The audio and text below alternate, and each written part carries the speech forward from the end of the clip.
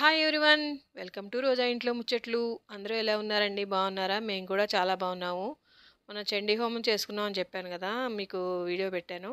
ఆ రోజు గడప ఇలా అలంకరించుకున్నామండి. మా ముజ్జతల్నేమో గొరుంటెకంత పెట్టుకుంది. ఆ రోజు హోమంలో వేయడానికని చెప్పేసి మేము తమలపాకులో ఇలాగా పసుపు, కుంకుమ, తీర్థం పొడి వేసి అగరబత్తులతో గుచ్చి ఒక 58 రెడీ చేస్తామండి. రెడీ చేసి హోమంలో వేస్తామన్నమాట.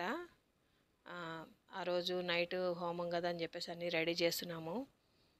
చూడండి దీంట్లోనూ హోమం అయితే చాలా బాగా జరిగిందండి. మీకు వీడియో పెట్టాను కూడాను.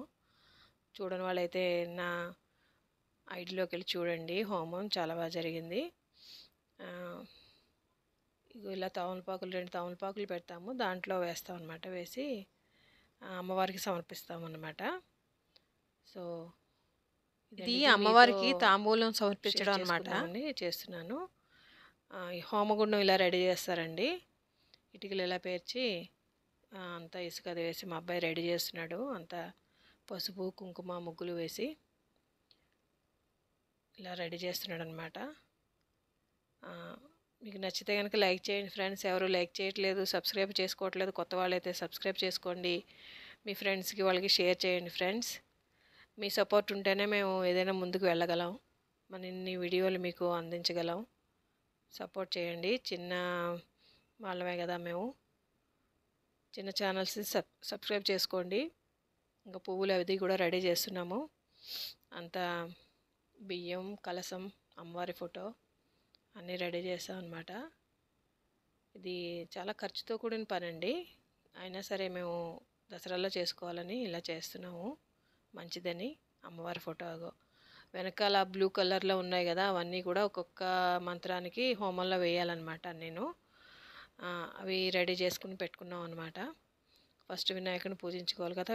వినాయకుడిని పూజించిన తర్వాత హోమం అంతా రెడీ చేస్తున్నాము. ఇది ఒక్కొక్కటి వేయాలన్నమాట హోమంలో. అంతా రెడీ చేసాము.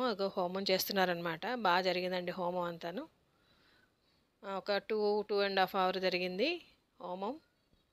చాలా చక్కగా జరిగిందండి. చక్కగా చేసుకున్నాం. అమ్మవారి ఆశీస్సులు మీకు కూడా ఉండాలని నేను మనస్ఫూర్తిగా కోరుకుంటున్నానండి. చూడండి మా అమ్మవారిని. నిమ్మకాయల దండ అది వేసాము అమ్మవారికి. ఈ దసరాలో చేసుకుంటే చాలా మంచిదండి. ఎవరైనా సరే మామూలుగా కూడా చేసుకుంటారు, కానీ దసరాలో అయితే ఇంకా కొంచెం బాగుంటుంది. బాగా అమ్మవారి అనుగ్రహం కలుగుతుందని అనుకుంటున్నాను నేను.